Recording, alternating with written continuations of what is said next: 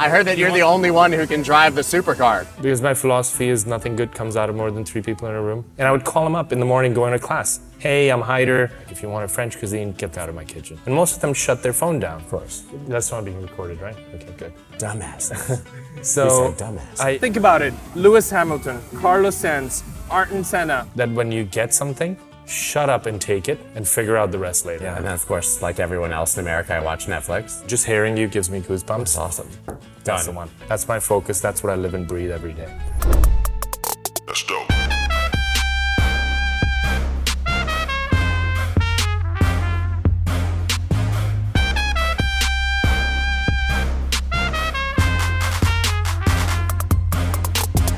Cool, man. Let's go. I heard that you're the only one who can drive the supercar. Yeah. Like you're covered. I offered to take it for a spin, and they told me you were the only one who was insured. Yeah.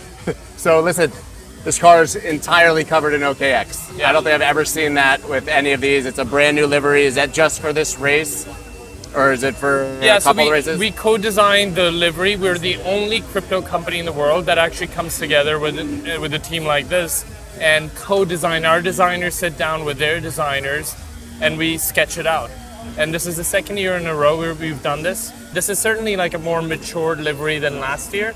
But yeah, it's we're the only crypto company that's doing it. But it seems like this is a true partnership for some of the other ones. I don't want to name names, but I've seen where it's like just a small logo in a corner and it never really changes. Yeah. And I mean, how did you engineer a partnership like that, and why is that so different? Well, I think the first thing I believe in is don't invest in things that you don't intimately know about. I have been a fan, I've been watching the sport for a really long time. I know a lot about McLaren. And I think that helped us forge a really close relationship from day one. When I got into their office, they knew that I had a lot of knowledge about the company, the brand, and its legacy. So I think that's what really enabled us to crack something that others don't have. Now, knowing the property, knowing the team, knowing the car, I was able to negotiate a deal with them that made us look very prominent, a lot more prominent than not just crypto brands. It's interesting though, because I think most brands have taken the approach of being extremely crypto focused, tech focused, marketing to the crypto natives. And it feels like you've done something, you're obviously doing that, but you've done something completely opposite, which is to turn it into a lifestyle brand. Makes me think of Red Bull. I know maybe you can't invoke Red Bull in the office here because, McLaren and Red Bull, but it makes me think of Red Bull the early days. First time I ever had it was in a vial, and I was in Amsterdam and they poured it into my vodka, right? Yeah. But then all of a sudden I was like, oh, cool drink, standard drink. And then Red Bull became this international brand, and it's still just a drink. Yeah. Right? It's still just a drink, and 99% of the people who know Red Bull probably don't even drink it. Yeah. It's just become this massive brand. That seems like the trajectory that you're headed on with OKX, where it's going to be one of those things where literally everybody knows the logo, they see it, they think of it as a lifestyle brand, and then maybe some of them will end up buying or trading crypto. Mm-hmm. That's absolutely right. I think the opportunity I saw in the industry, this is not my first crypto firm. I think I kind of went around the block. I was at Blockchain Info, rebranded them.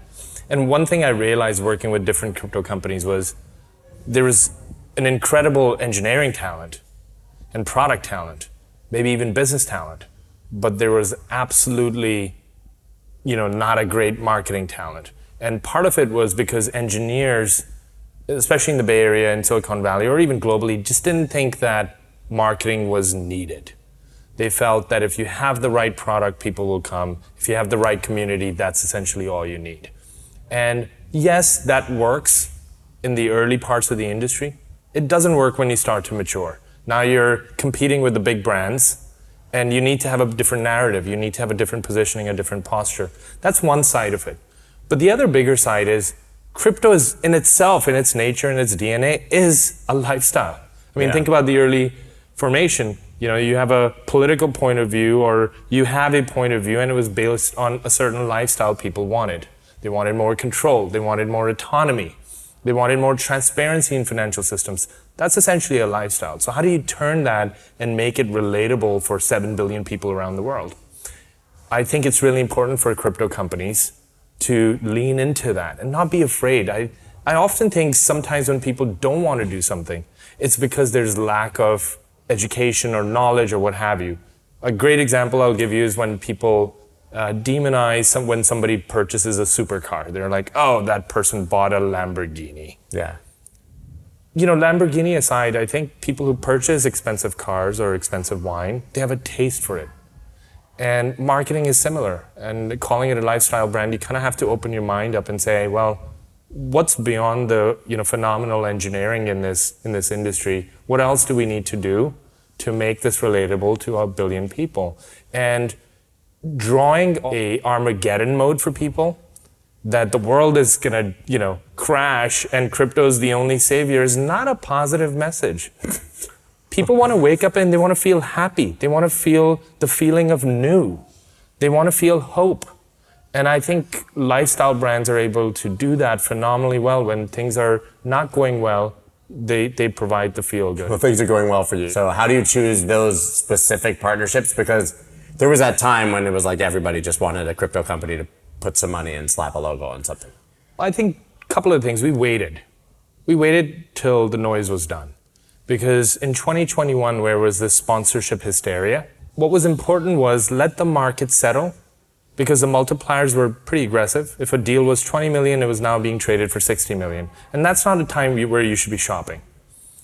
And when everyone's doing something, why would you want to just follow the crowd?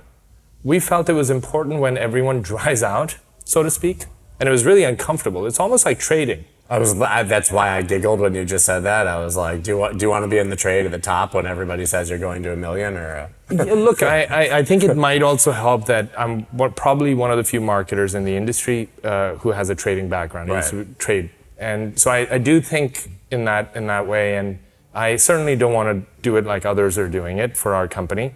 And so 2022 happens. The way we find winners, Scott, is you got to look at the team and their eyes. You can see people's ambition. You can see their drive. It becomes abundantly clear.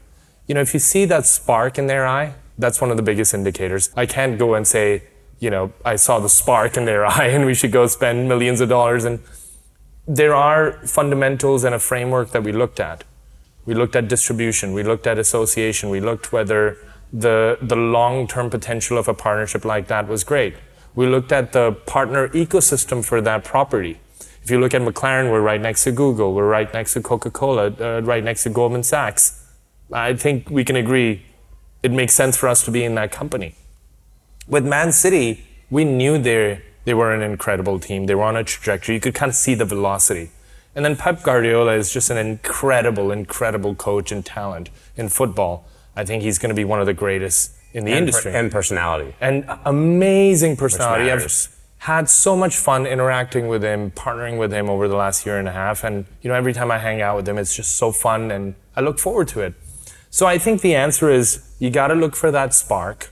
And you got to, even if you talk to Scotty, you'll notice that, even as a 2-time champion, a 2-time Olympian, he's still got that spark. He's here and he's actually training every day.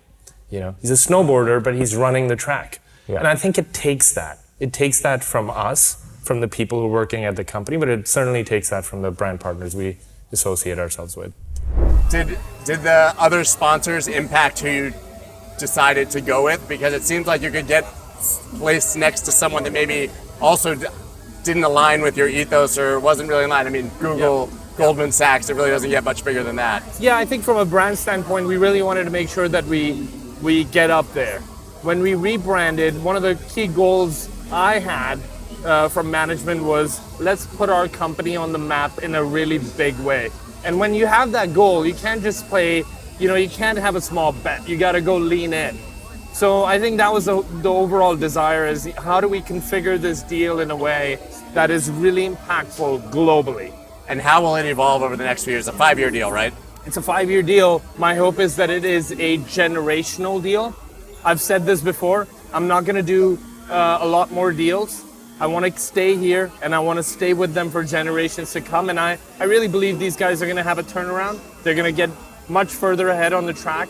And that's going to be a beautiful thing, taking that ride with them. How much does that performance actually sort of impact the deal and the success of it? We've seen Man City, right? You guys came in right at the perfect time. They win multiple Premier League championships, best in the world. Yeah. So how much does the improvement of the team, how much are you betting on that with actually doing that sponsorship? Hugely. We believe in Zach. We believe in the drivers. We believe in the engineering team. I think this team is going to turn around very quickly. We saw that in UK when you were there. That was an incredible race. I think we had some really good results last year in Singapore. Look, this is a really tough sport. It's really competitive. There's a lot of strategy involved. You could have the best car, the best driver. You make one wrong move in terms of your pit strategy, and there you go. You don't have the best outcome. So, look, I think we have high hopes of McLaren. They have delivered time and time again. Think about it. Lewis Hamilton, Carlos Sainz, Ayrton Senna. You can name all the greats, and they, at one point, Everyone. went through McLaren's institute. So that's brought you to here. Seems like there's no bear market in the thinking of how you guys approach things, although we know what a disaster it is. What kind of things would you think come next? Is it more of a focus on maximizing the partnerships that you have? Mm-hmm. Or are you actively looking for others like that? Or is it just when it makes sense, it makes sense? I think a bit of the second and third. There's a lot to do here. And it's important that, even for you, which partners we have. Mm-hmm. I think with a lot of companies, you might be scratching your head. It's like, you get past 3 partnerships and I think your memory is going to, work against you. We want these partners to be generational partners for us. We want to be the Marlboro, so to speak, a generational brand. Which was on Ferrari forever, right? Yeah. Everyone who thinks of Schumacher thinks of, I was Schumacher, Marlboro. right? And they think of Marlboro. I mean, that was my youth. But and I think that association, that equity you build comes over a long period of time. And then people know that it wasn't just a transaction, it was a long-term relationship, and you go through the property's ups and downs, and the property goes through your ups and downs, and you build a marriage, and you build a relationship. We're not going to do more partnerships yet. We're going to focus on making these the most incredible partnerships and activations the industry has seen. That's my obsession. That's my focus. That's what I live and breathe every day. And when I was listening to you just talk to Scotty James in the office, you mentioned something I found really interesting. It's that last time he was snowboarding, main stage, millions of people watching, OKX is on the bottom of his board, right? But everybody knows, cool, I saw it, great. But you actually saw the data, and you saw the Google searches of OKX go absolutely insane in that moment. And like you said, now I know that this was a worthwhile partnership. How do you make sure that that's what's happening instead of just being the 17th logo that's lost on the back of the helmet that nobody thinks about? I mean, I think that's what you're talking about, because it feels like most partnerships, not just in crypto, anywhere, just completely fly by night, cash grab, attention grab, and... Well, first off, I don't think we would pursue a partnership where we're not very integrated into the property or the athlete. It's a non-negotiable. We're either going to do it big or we don't do it at all. And when it comes to going big, it's not like we're the biggest check in town. The fascinating thing, Scott, is with each of these deals, the first conversation has always been from our side that, hey, we're not going to be the biggest check. Let's just level set on that, right? Because the minute they hear a crypto company, especially during the bull run or a good market, they think, okay, cool, we can command a multiplier. And that was the first thing we did with each partner. Hey, we're not the biggest check. We want to partner for the right reasons. If you're interested, great. If you're not, no worries. And that demonstrates a lot of the character from Man City, McLaren, Tribeca Film Festival. So I think that fundamental is really important. We don't want to be one of the 100 logos. We want to be really prominent. We want to demonstrate a big relationship. And then we want the fans to understand why we're doing it, and we want our community to understand why we're doing it. And there are, 2 different vantage points. For the fans, we want to supercharge their fan experience. For our community, we want them to feel proud that we're associated to some of these big properties, and that adrenaline that you feel when these teams win then transfers over to how they feel about our company or what they do in their daily lives. I was never an F1 fan. Yeah. And then, of course, like everyone else in America, I watch Netflix. Yeah. Right? But I went to Silverstone with you guys. Yeah.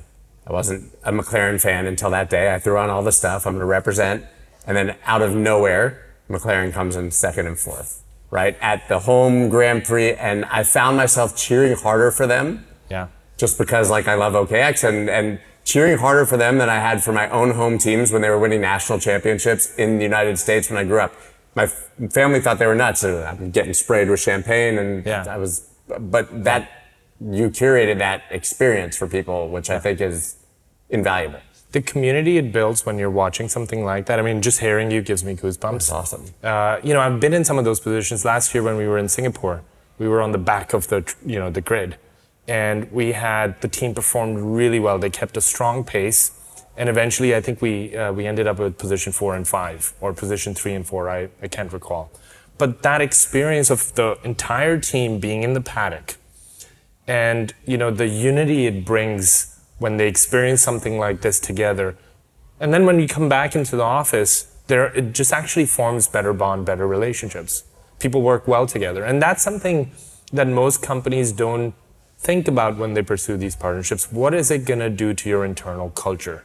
It was absolutely a great multiplier for us internally when we started to not just do the deals, but when we started to win. Which is funny, because when I was there, my parents were watching, my brother was watching, all my friends were watching at home, and none of them had ever been Formula 1 fans or knew what OKX was until I started talking to them. Just because I was there and they were winning, everybody was at home cheering. It was amazing. So I heard a rumor that when you were doing this deal, a major competitor was offering more money than you guys for the exact same deal, but you somehow won with a smaller offer. Look, I can't. You might be onto something there. I'll leave it there. And the thing is, ultimately, these guys care about people who genuinely love the sport and know about the sport.